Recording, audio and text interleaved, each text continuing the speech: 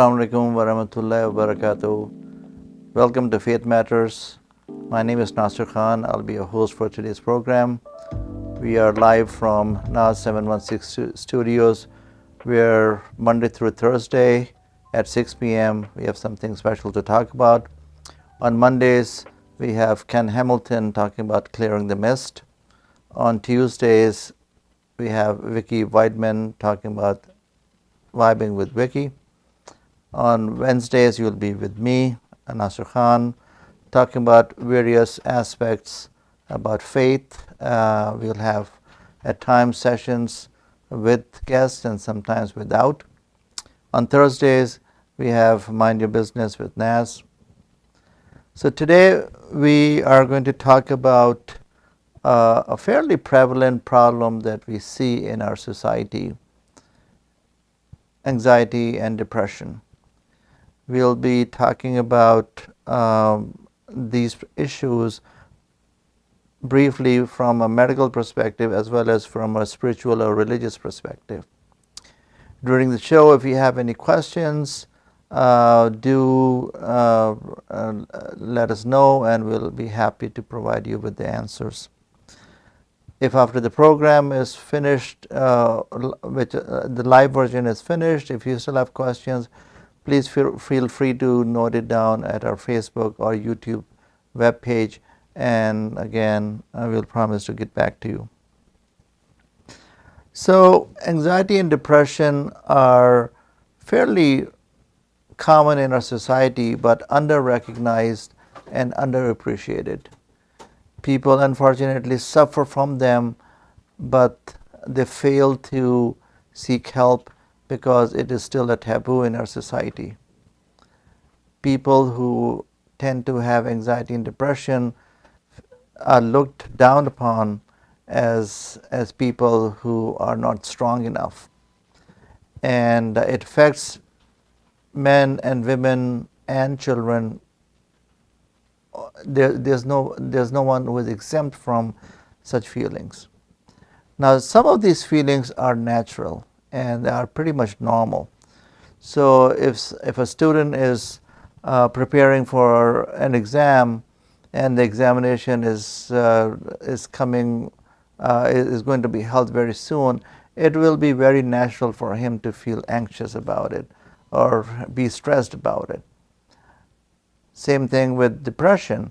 A person may have depression just because a loved one died, or there was some unfortunate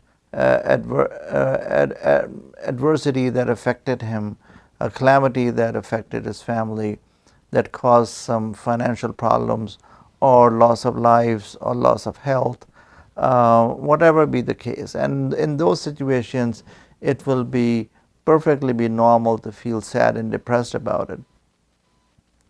What makes it, in a simplistic manner, what makes anxiety and depression pathological or something that you need to seek attention for is when it takes charge of your life. So instead of being part of your life, where we all feel sometimes happy about things and feel sad about things, feel anxious or stressed about things, it becomes so much overwhelming that you lose control of your focus, you lose control of your life, and then you get imprisoned by this feeling of anxiety, depression, and stress. Not all stress and depression are pathological.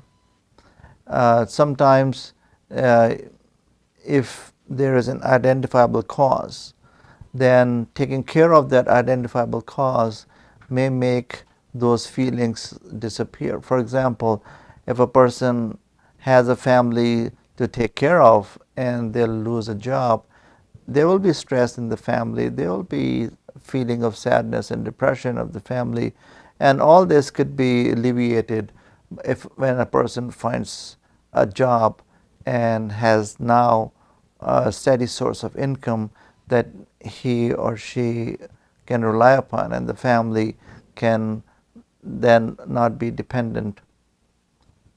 So the risk factors for anxiety, as you have on your screen, may include genetic predisposition. There may be some abnormal hormones in your brain and leading to a dysfunction of the brain chemistry, and certainly, as we talked about, the life events may that the person is facing may affect your symptomatology also. Fairly common, an estimate is that 40 million plus American adults have an anxiety disorder, and unfortunately, women are twice as likely as men to have a disorder that they need to seek attention and treatment for. But as I said, that less than 40% of the people who are affected by these ailments will seek help.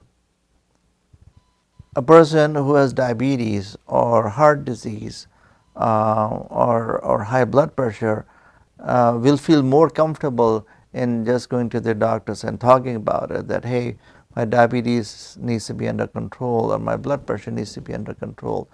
But as a physician, I can tell from my personal experience, it is fairly unusual that a person will come forth himself or herself saying that I need some attention for my mental health.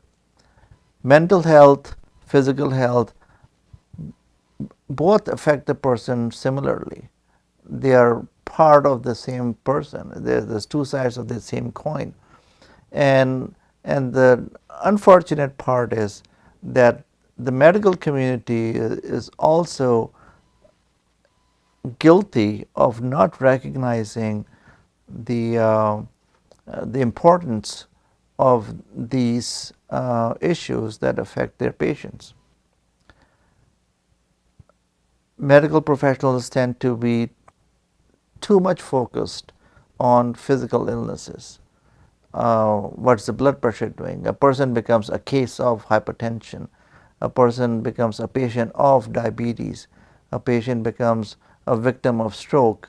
But we fail to recognize how does that diagnosis affect the mentation of that person. It is well known in medical community actually that medical diseases like stroke are very often associated with development of depression. A person who is a walking, talking person soon realizes that he cannot move his arm or legs or cannot express themselves. They can hear people say whatever they are saying, but he cannot respond to them.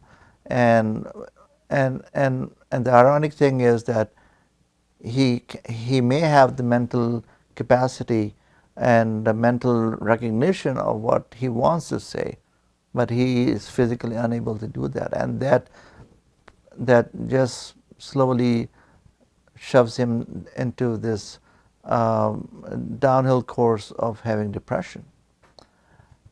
In the medical school, we teach medical students the emphasis of history taking from a medical perspective. What diseases that you have, or what medication do you take, and what diseases run in your family. But the ironic part is that the spiritual, the religious aspects of a person, the mental disease aspects of the person are not regularly sought. They are taught.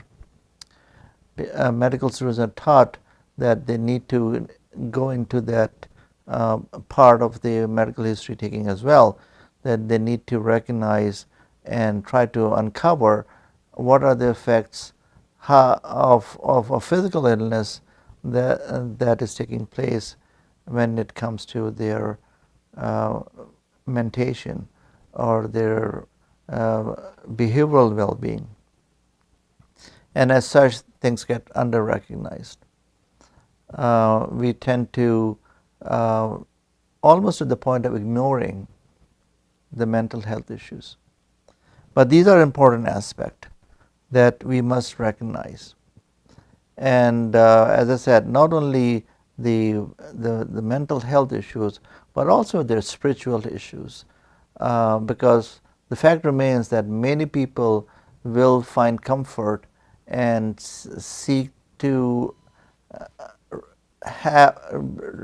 be in a state of peace if they have if they have some spiritual beliefs that they can resort to. So the acronym that we teach, one of the many things that we teach is how to take religious and spiritual family, religious and spiritual history, and the acronym that we use is HOPE, HOPE, and H stands for what are the things that people can turn to that gives them hope. Is it their family history? If there's a family members, is it their friends, or is it like or an organized religion, which is the second word in the second letter in the word hope? So, are they part of an organized religion? Are they actively involved or very superficially involved, or do they have their many people may not be part of an organized religion. They may just have a personal view of a creator, of some beliefs that they might follow, and that is important as well. So P stands for if they have any personal beliefs, and E stands for how does it affect their life and the management that the physician may offer them. So there might be dietary restrictions that you want to follow. Some people may not eat pork. Some people may want to stay away from alcohol. So asking about somebody's religion or spiritual beliefs doesn't mean that you agree or disagree with those beliefs, but it's just that you need to respect those beliefs so that you can provide appropriate care for the patient that encompasses not only taking care of the medical diseases that they have, but also their spiritual side, their mental side. As I had mentioned previously, that there are different things that would lead to development of mental health issues. Some of the issues, if not causing the mental health diseases, but they may be contributing to it. And from a religious perspective, we believe, as many of the from the Islamic perspective, and I'm sure similar views are held by other religions also, that it is the remembrance of God that brings about peace to many people. Now, you may remember God by different names. Muslims will call him Allah. Christians may refer to him by the Father or Jesus. And Jews will have may refer to him Adonai, or but Hindus may refer to him by a different name.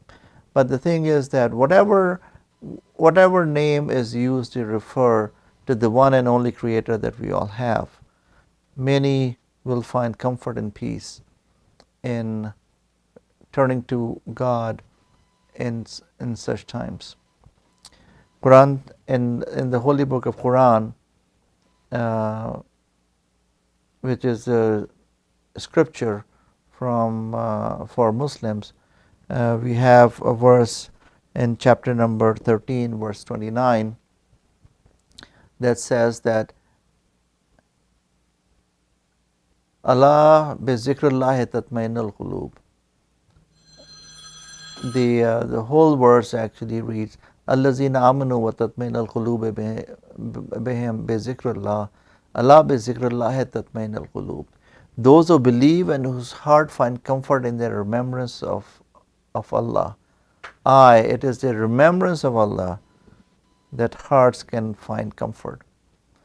So God is giving prescription as to what is the one sure guaranteed way that you can find comfort in your life in times of calamity, in times when you're feeling down and stressed out.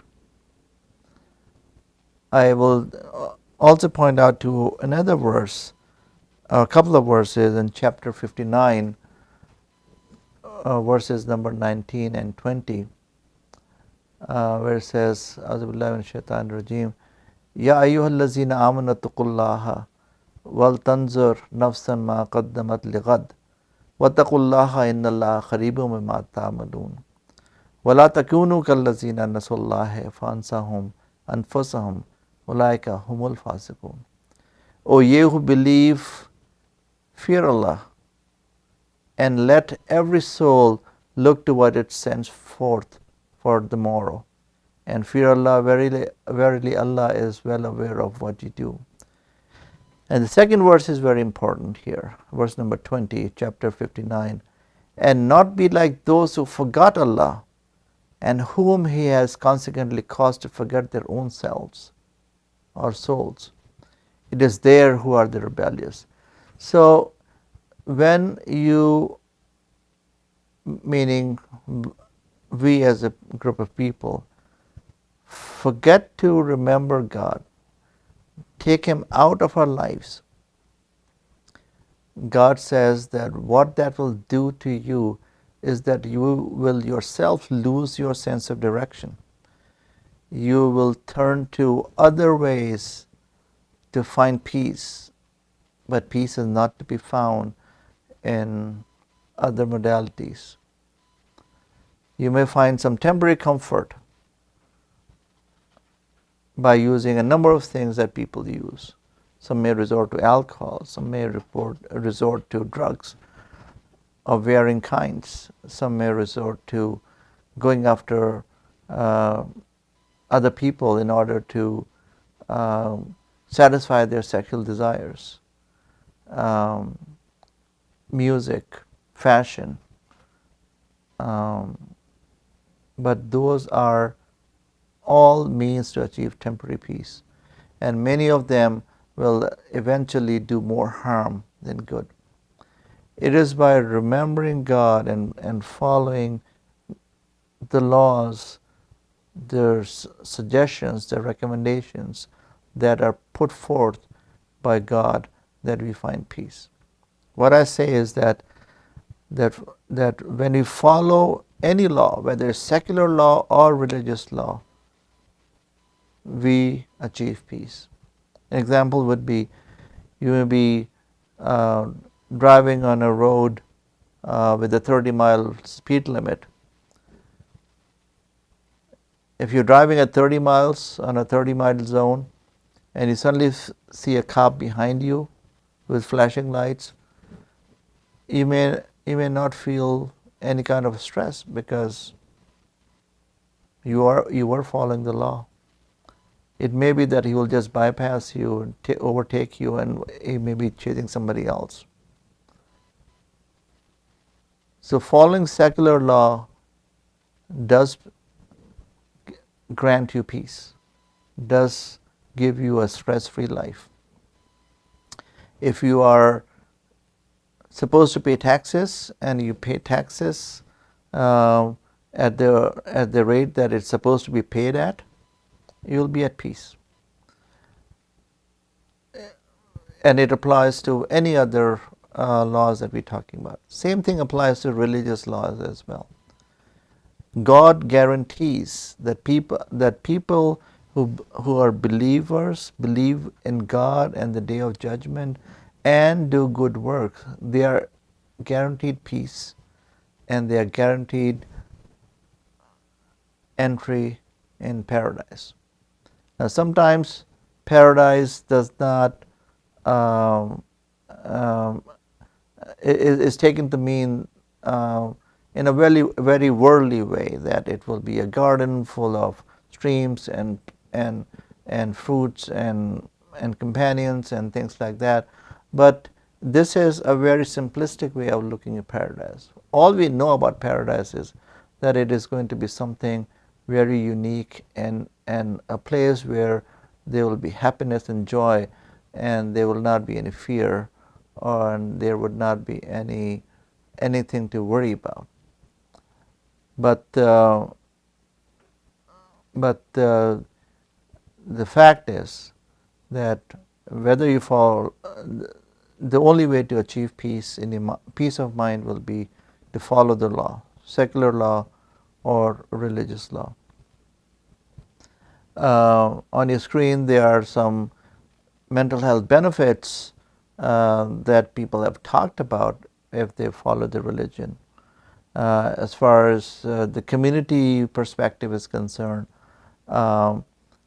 being social beings, we like to interact with other people. So being part of an organized religion does give you an opportunity to establish social connections and interaction with other members. You develop a sense of belonging to a group, and you feel that you are like any other person, and that you are being listened to. Establish a trustworthy and social engagement, and an environment which is conducive to helping each other out. It helps people to cope with difficult life situations when they talk to each other, and maybe other people may be going through a similar situation and scenario, and that can give them comfort that they are not the only people who are suffering from the kind of suffering that they think is unique to them. It allows for some time and holidays spent with other people. It provides for guidelines. So this is an important thing. Sometimes people don't know how to achieve peace, and as part of our organized religion like Islam, I'm given guidance by God and through His messenger, Prophet Muhammad, peace be upon him. So religious teachings provides us with guidelines that we can follow to live by. It teaches compassion, forgiveness, and gratitude, and identifies lessons that can help us even in the challenging situations. So people have differing opinions about the importance of religion, and some people say that religion actually is the cause of all the unrest that we see in the world, and I beg to differ. It is not the teachings of religion that is the cause of the problem, but it is the absence of religion in your life which becomes part of the problem. If you are, and I'm not talking about the actions of certain people and the action of certain faith leaders. I'm talking about the actual teachings in proper context and meaning from the scriptures. So if you are from Islamic perspective, those teachings are what is given in the Quran and in the authentic sayings of the Prophet Muhammad, peace be upon him. We need to have a person with intellect and an extremely deep, profound understanding of the religious text to seek guidance from. And fortunately for us, as a member of the Ahmadiyya Muslim community, we have a leader who gives us spiritual guidance to all the members of belonging to the Ahmadiyya Muslim community. And we have had a leader amongst us ever since this community was formed in 1889.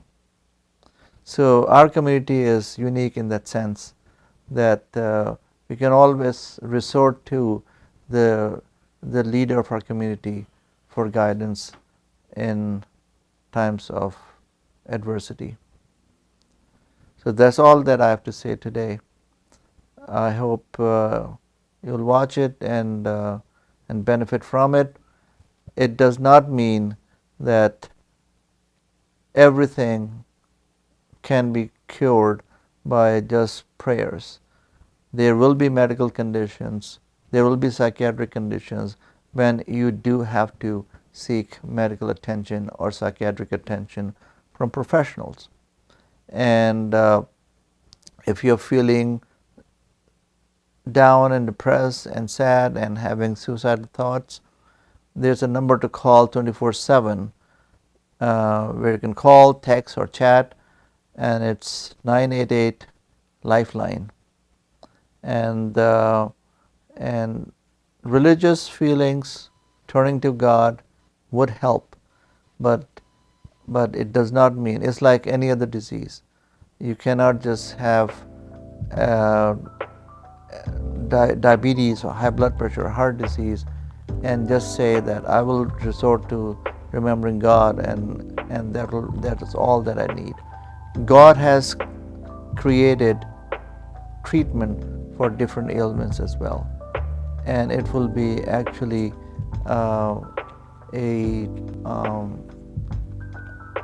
a way to be unthankful to God if we do not resort to the remedy that God has created for our use, for our purpose.